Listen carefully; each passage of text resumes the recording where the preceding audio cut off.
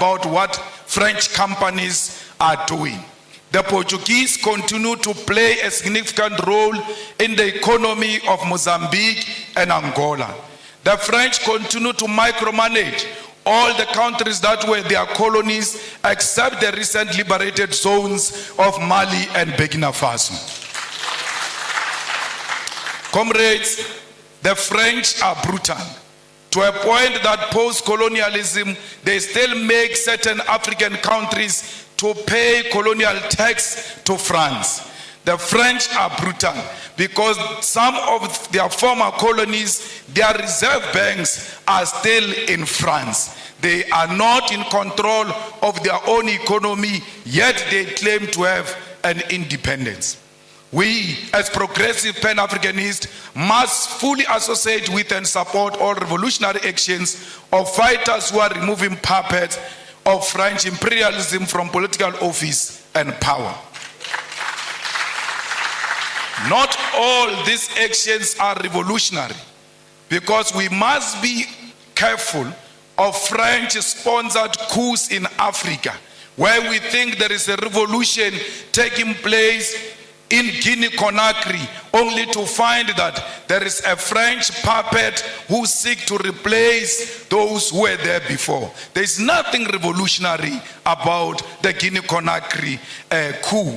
We ought to separate that there can never be a revolutionary coup that reinforces French imperialism on African soil.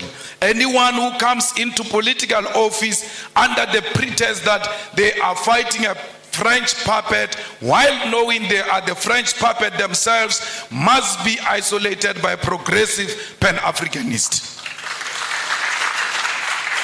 All French soldiers and military must leave the African continent, and this also should apply to neo-colonial military bases, including the African Command Center of the USA. We don't want the army of America, we don't want the army of France here, we don't want the army of anyone. We want African army on African soil. The Pan-Africanist Institute should therefore provide ideological, political, and technical weapons to all progressive forces of the African continent to fight against colonialism. There is a political trend that is being accepted by African heads of state and government, where one country convenes all 54 heads of African states and government. The United States of America, France, China, Russia, and United Kingdom convene all 54 heads of states and government for a meeting, and they all go following each other like Casey and Jojo as heads of states to listen to one head of state, 51 of them. Sometimes they disrespect them to a point where they put all 54 heads of states of Africa in a school bus to go and listen to one head of state. What happened to these men? Because all of them, majority of them are men. What happened to these fathers who go and bow combined to one man? Even if it's Putin, why would they all follow each other and go and listen to one person? What happened to their dignity and their authority as leadership? They must have leadership qualities to know that Putin is equal to them, that China is equal to their own single country, irrespective of their size, because what matters is sovereignty. And if China recognizes that sovereignty, will respect the president of that sovereign country as an individual. Comrade Kwame Nkrumah noticed this when he said that neocolonialism also means the following: breaking up former large united colonial territories into a number of small non-viable states incapable of independent development, an external directed economic system and political policy, the state being obligated to take the manufactured products of the imperialist power to the exclusion of competing products from elsewhere, payments towards the cost of running the state to ensure control over government policies, and foreign capital is used for the exploitation rather than the development of less developed regions. Governor, on my way here, we saw how the people here are working the land. We saw that there is no piece of land here that is not being utilized to the benefit of our people. But the question remains, where do these people sell these things? Because they can't consume all of them. Yes, they must produce to feed themselves and feed the whole Kenya and feed the continent and the world. Is the government buying food that is produced fresh from this soil, or do we have companies that are owned by white people in Nairobi who bring finished products into the land that has got products that can be bought directly from our own people? We say people must work the land. After they work the land, their own governments in Africa do not procure from those people. Because if it does not have a white color, they don't like it. Our leaders like their colonizers more than us. That's why they always seek after anything that looks like colonizers. 10 years ago, we as revolutionary activists and visionaries from south of African continent started a revolutionary socialist movement and Pan-Africanist movement, the EFF, Economic Freedom Fighters. When we formed the EFF in South Africa, we told them that our organization is not for South Africa. Our organization is for all Africans. And we said this. We said this during xenophobic attacks of our people in South Africa, where people were being attacked because they come from outside South Africa. We chose to side with our people because we're necessitated by the fact that we love ourselves. And if you love yourself, you'll see a person from Tanzania in you. You'll see a person from Nigeria in you, because we are one thing. We as the economic emancipation movement did not only say we are Pan-Africanist. In one of our cardinal pillars, we said South Africa must engage in massive investment of economic development in Africa. Because if you keep on saying people are coming to South Africa, are looking for jobs, are going to take jobs from us, we can stop this thing of people coming to South Africa. How do you do it? Go and build massive economic development in African countries so that people can stay where they are and they can feed themselves from where they are. No one wants to leave his own home into some strange place. We leave our homes because we are searching for greener pastures. If there is an ESCOM in South Africa which is failing to give us electricity, but when it was well and still running according to how we wanted it, ESCOM had the capacity to electrify the whole of Africa. Why are you not going into the African continent and electrify the whole of Africa? Why is there no train that moves from Cape to Cairo, making sure that trade in Africa and movement of goods and persons is easy? Because if we do that, there's no one who can leave Lusaka to go and stay in South Africa. They can get into a train, go and do what they want to do in South Africa, and come back home and develop their own countries. We must make sure that this Africa is linked together. We must violently demolish the borders that exist between our countries, because those are not our borders. You cannot worship a border between Tanzania and Kenya and come and sit in this hall and say you are a Pan-Africanist. A Pan-Africanist means the first task is to get rid of colonial borders so that we bring Africa together in practical terms. I don't know if President William Ruto means it, because he said so many things and I can't locate him these days, because the things he said during election and the things he's doing now are two different things. I don't know, because I heard him saying we need to do away with the dollar and build our own currency, but his actions are not speaking to anything of doing away with the dollar. The latest being putting a red carpet for a murderer, a person who killed the Kenyan people, coming into this country, receiving a red carpet and being saluted by our own army. This is not a Kenyan army, it's not a colonialist army. The Kenyan army is a product of the Mau Mau rebellion, and those who killed our people in the Mau Mau rebellion cannot be saluted by the same army of the children of those who were killed during Mau Mau rebellion. We have a duty to stay true to the cause. We have a duty to remind the King and Britain of what they did to us.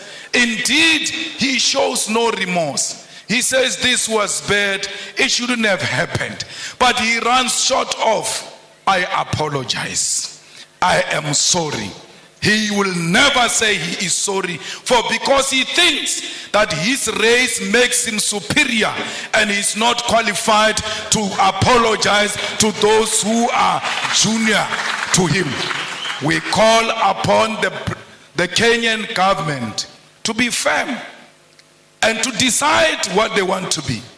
Do they want to be Pan-Africanist, or do they want to be proponents of neo-colonialism? You can't have it both. Only one call must be made, and that call is of Pan-Africanism. It's not easy being a Pan-Africanist, for because the mindset of our people is so colonized, they are going to isolate you. They are going to look at you as if you are a mad person. They are going to look at you as if you are unreasonable. But it is a cause worth pursuing because of the generation that came before us. We don't want visas. We want one currency for Africa, because our currency can be more powerful than the pound and the dollar combined, because London has got the biggest storage of gold, yet they don't have a single smallest mine of gold. Their economy is based on our minerals, and if we safeguard our minerals and protect them and say out of these minerals we are producing a currency that is going to compete internationally, we stand a good chance. We need African Central Bank. We need African Monetary Zone. We need African military combat, because these pockets of wars that are happening in Africa are not of our own making. They are sponsored wars, so that those who continue to steal our resources can do so uninterrupted as we fight ourselves, amongst ourselves. So we need a military, a common defense system, the African High Command that will ensure the stability and security of Africa. We equally need a biting African court to deal with dictators who only exist in Africa to feed their friends and families. Those people must be prosecuted the African way, because ISIS is not meant to fight any crime, it's meant to pursue political fights. That's why ISIS will not declare a warrant of arrest against Netanyahu, but can declare a warrant of arrest against Putin, who has not bombed a hospital, who has not bombed a refugee camp, who has not declared a war on a certain ethnic group. We as Revolutionary Economic Emancipation Movement also associate with what Guinea's President Sekou Touré said in 1963. He said, above all, we must avoid the pitfalls of tribalism. There is tribalism taking place in DRC. All our leaders have taken a platform to support or to be against this one or that one. They've spoken on Palestine. They've spoken on the war between Russia and Ukraine. But I'm still to hear the stand of President William Ruto about the ongoing war that is not covered by anyone in DRC, where people are fighting over territorial expansion and plunder of resources, and blacks are killing other black people, and we pretend that we don't see. It's important as leaders of states and governments to always condemn violence and war, especially if it's barbaric and informed by tribalism and unjustifiable territorial expansions. Before you can speak about other countries, charity begins at home. Let there be peace in DRC. Without peace in DRC, Kenya will never know peace, because these rascals are going to learn from those wars in DRC and want to import them into Kenya. You have a duty to stop them there before they come into Kenya. Comrades, we will make sure the struggle of all immigrants, most of whom are economic migrants and asylum seekers in South Africa. We will never. In South Africa, they say to us, if you want to be elected, you must declare war on illegal immigrants. And illegal immigrants, they mean Africans. We have refused as the EFF that we will never declare war on any immigrant, illegal or legal. Illegal according to whose law? Because if you are illegal, you should have violated a certain law.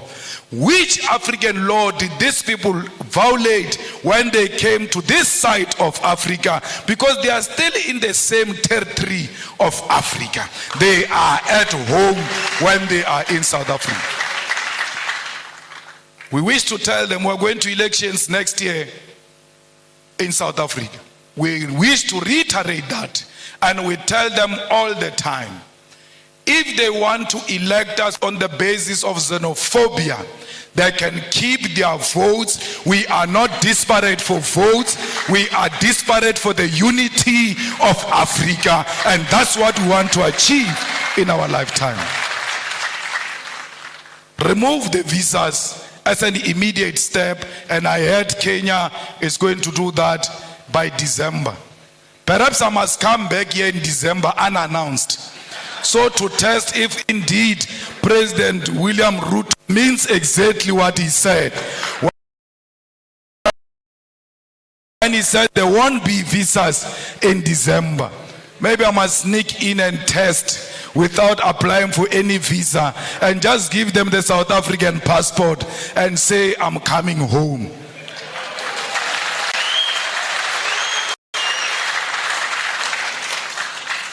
Mama, we want to commit in front of you and all the dignitaries who are here and the students that this Pan-African Institute will be supported by the EFF. We will ensure that indeed it has got a home in South Africa. We will not only support it verbally, we will put money into it.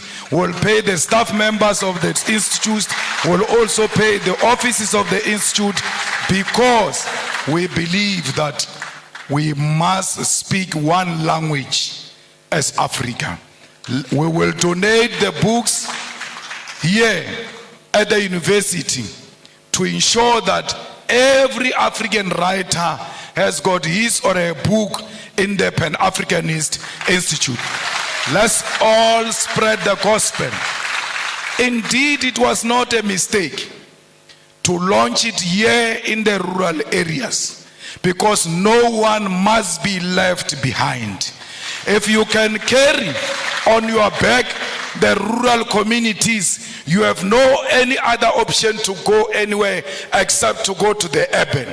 But if you start from rural, there is no way you can cover the urban. But if you start from the urban, you are going to be reluctant to come to the rural. We are starting here to liberate our people in the rural areas, and we're going to the urban to ensure that everybody hears the message. Tell President Ruto that the people of Palestine are what Mau Mau was. Tell President Ruto that the people of South Africa are what Palestinian people are today. Where our land get encroached, where our land just get taken, and we get killed on our own land, we get tortured on our own land, we get imprisoned on our own land. When we fight, they say we are terrorists. This Nelson Mandela you celebrate, for 27 years, he was in prison because he was a terrorist. What crime did he commit, which the Palestinians are not committing? His crime was to fight for the liberation of the people of South Africa and the oppressed world all over, including the people of Palestine. It can't be correct that President Ruto, knowing the history of this country and the history of South Africa, comes and tells us that it's with Israelites. Our war is not on Jewish people. Our war is not on pregnant women, Jewish pregnant women. Our war is not on Jewish children. Our war is against a Zionist apartheid state of Israel, and that's what we are fighting. So if you got money from some Jewish person, we are not fighting that funder of his. We are fighting the state of Israel. We are not fighting individuals. We are fighting the state of Israel. At the age of 9 years, the Boers walked into my house and turned everything upside down, stripped my mother naked. When I see what those children of Palestine are going through, I can immediately relate that this is what apartheid looks like. We cannot be Pan-Africanist if we can't associate with the oppressed nation. Our Pan-Africanism is based on the basis that we are an oppressed nation ourselves. And everywhere else where we see an oppressed person, that person is our sister, that person is our mother, that person is our father, because we are not free until the whole world is free from imperialism and colonialism. I don't know if you'll regret inviting me after this. But my problem is that I tell my truth as is, and I say it to authorities without fear or favor. Till today, no one has ever sued me legally successful. Till today, no one has imprisoned me, because you can't imprison or sue the truth. The truth will always prevail. Comrades, we must make sure that as we live here, our sympathy is with the oppressed people. Look at Cuba. Its crime was to choose a different economic system to what America has chosen. And then they are under more than 60 years of economic embargo. What did